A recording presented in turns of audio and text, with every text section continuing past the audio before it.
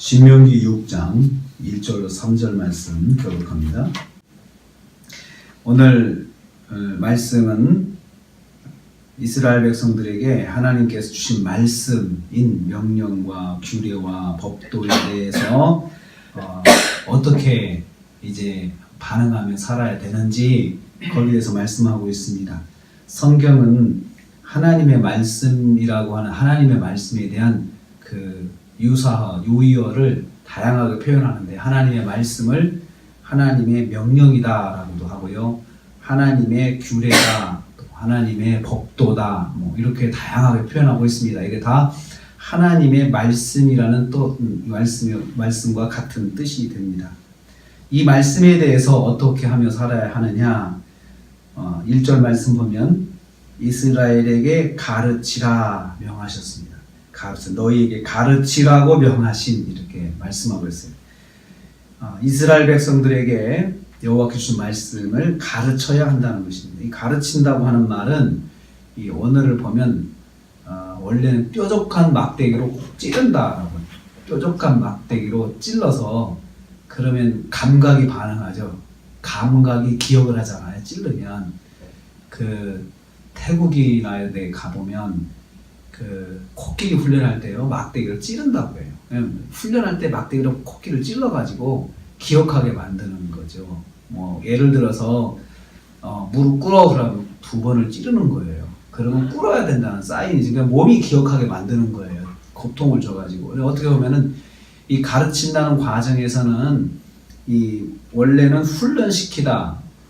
이제 뜻이 훈련시킨다 같은 뜻인데 이 훈련의 과정에서 뾰족한 막대기로 찌르는 것 같은 감각이 기억하게 하는 그런 좀 혹독한 좀 그런 훈련의 과정이 따르는 것입니다. 그래서 감각이 기억하도록 연습시키고 익숙하게 만드는 거예요. 단순히 연습으로 끝나는 게 아니고 이제 익숙하도록 반복시키는 거예요. 자꾸 반복을 하면 그 몸이 기억을 하는 거죠. 본능적으로 기억을 하도록 그렇게 훈련을 시키라라는 것입니다. 하나님의 백성은 하나님의 말씀이 몸에 익숙하도록 반복적으로 훈련해야 한다는 것입니다.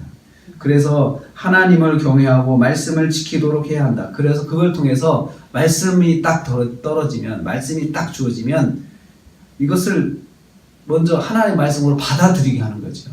이게 경외심입니다. 경외심.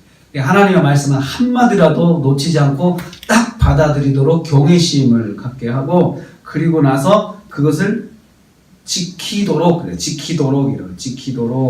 가르치고 그 다음에 2절 후반부에 보면 지키게 위한 것이다. 경외하며 지키게 하기 위한 것이다. 가르치는 최종 목적은 하나님에 대한 말씀에 대한 존중감 그리고 그 말씀을 그대로 지키고자 하는 몸이 반응하는 거죠. 떨어지면. 그렇게 가르치라고 말씀을 하셨습니다. 그래서 3절 말씀에 보면 듣고 삼가 행하라. 주의해서 아주 집중해가지고 행동에 옮긴다고 그래요. 행동에 옮긴다는 걸 적용한다고 그러죠. 말씀을 생활 속에 적용하도록 그렇게 가르치라고 했습니다. 하나님의 말씀은 몸이 기억하도록 훈련해서 체득시켜야 된다. 그게 하나님께서 이스라엘 백성들에게 말씀하신 것입니다. 두 번째로 그러면 누가 이것은 어디서 해야 되느냐? 그러면 1절 후반부에 가나안 땅에서 대를 이어서 행해야 된다. 너희가 건너가서 차지할 땅에서 행할 것이니 가나안 땅이죠. 가나안 땅은 축복의 땅이잖아요. 그 이스라엘 백성이 광야에서 그 고생한 것은 이제 그 가나안 땅에 들어가기 위해서 했는데 그 하나님께서 고생한 다음에 그 이제 복을 주시는데 그 복을 받는 삶을 살 때 그때 가나안 땅에서 그렇게 살아야 되는데 너희가 건너가서 차지할 땅에서 행할 것이니 라고 했습니다. 가나안 땅에 들어가면 반드시 이렇게 살아야 복되게 하는 거예요. 복을 유지할 수가 있다는 것입니다. 2절 말씀에는 이스라엘 전체가 대대로 적용해야 된다. 2절 말씀에 너와 내 아들과 내 손자들이 평생에 라고 했어요. 대를 이어서 계속해서 평생 동안 이 말씀을 적용하며 살아야 된다. 이스라엘 전체가 대대로 적용해야 되는 것인데 가나안에서 사는 날 중에 하루도 빠짐없이 하나님 말씀을 적용하고 살아야 된다는 것입니다. 그렇게 하도록 하려면은 나도 그렇게 훈련을 받지만 내 자녀도 그렇게 훈련을 받아야 되고 내 손자도 그렇게 훈련을 받아가지고 그 몸이 기억하여서 말씀이 떨어지면 떨어지기가 무섭게 그것을 탁 하나 받아들여가지고 그것을 생활 속에 적용하며 살도록 그렇게 훈련을 해야 된다. 성도는 하나님 말씀을 세상 사는 평생 동안 적용하며 살아야 된다는 것입니다. 평생 동안 말씀을 가지고 살아야 복을 복되게 유지할 수가 있다는 것이죠. 3절 말씀에 그러면 무슨 일이 일어나느냐? 그러면 복을 받습니다. 그리하면 3절 말씀에 그리하면 내가 복을 받고 확실하게 이렇게 규정해 주세요. 복을 받는다. 간단한 문장을 표현했어요. 하나님의 백성의 말씀을 배우고 몸에 익혀서 적용하며 살면 무슨 결과가 일어나냐? 복을 받는다는 거죠. 이 복을 받는다고 하는 것은 마음과 육체가 최고의 행복감을 느끼도록 환경을 만들어주신다는 거예요. 마음과 육체가 행복감을 느끼도록 참 좋다, 만족스럽다 라고 하는 것을 느끼도록 하나님께서 환경을 만들어 주신다. 이게 복입니다. 이에 상응하는 복으로 하나님께서 응답하십니다. 우리가 말씀대로 살면, 말씀대로 순종하고 살면 거기에 상응하는 복을 하나님께서 반드시 응답하신다는 것이에요. 그래서 축복은 내가 한 만큼 받습니다. 내가 노력한 만큼, 내가 말씀대로 산 만큼 복은 하나님께서 반드시 주신다고 약속하셨습니다. 또 2절 후반부에서 이렇게 말씀합니다. 내 날이 장구하게 할 것이다. 내 날이 장구하게. 우리 그런 이야기를 하죠. 고생하다 살만하니까 세상 떴다고 그런 말 하잖아요. 그런데 그렇게 하지 않으시고 그걸 누리도록 내 날을 장구하게 하겠다. 정말 가나안 땅에 들어가서 너희들이 복을 받아서 그냥 들어가서 금방 세상을 떠나면 사실 허무하지 않겠냐. 물론 하나님 나라에 가지만 그렇지만 그것을 누리도록 하나님께서 만들어주겠다는. 첫째는 그 환경을 그대로 유지하게 만들어주시고, 두 번째는 네가 장수해야 그것도 좋은 거지. 장수하지 않으면 네가 누리지 못하고 보면 얼마나 아쉽겠냐. 그래서 네 나를 내가 장구하게 하겠다. 그렇게 말씀하신 거죠. 그 환경을 오래도록 지속시켜 주시고 또 그 환경 속에서 누리도록 장수의 복을 주시겠다라는 그 말씀입니다.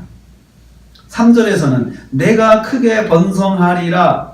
복을 받고 번성한다. 이게 이제 복의 내용을 이제 또 이야기하시는데요. 번성의 복을 주죠. 번성. 잘되고 풍성하게 하는 거죠. 번성의 복을 주시겠다라고 하셨어요. 하나님 말씀대로 사는 길이 번성의 길입니다. 정말 하나님께서 번성하도록, 뭐 하는 일이 번성하도록 하나님께서 약속을 지금 해주셨는데, 그것은 바로 하나님 말씀을 우리가 좀 고통스러워도 그 말씀을 듣는데 훈련처럼 그냥 뾰족한 막대기를 찌르는 것처럼 찔끔찔끔 이렇게 좀 어떨 때는 막 좀 힘들어도 그 말씀을 붙잡고 그 말씀대로 살려고 자꾸 훈련하면 하나님께서 장구하게 해주시고 번성하게 해주시는, 그래서 누리고 또 더 풍성하게 해주시는 복을 주시겠다 약속하셨습니다. 성도가 말씀대로 살면 번성의 복을 주십니다. 번성의 복을 주십니다. 그래서 오늘 우리가 이 말씀을 통해서 하나님께서는 결국 말씀대로 사는 사람이 빈손이 되지 않게 하시겠다. 이게 하나님의 약속의 말씀입니다.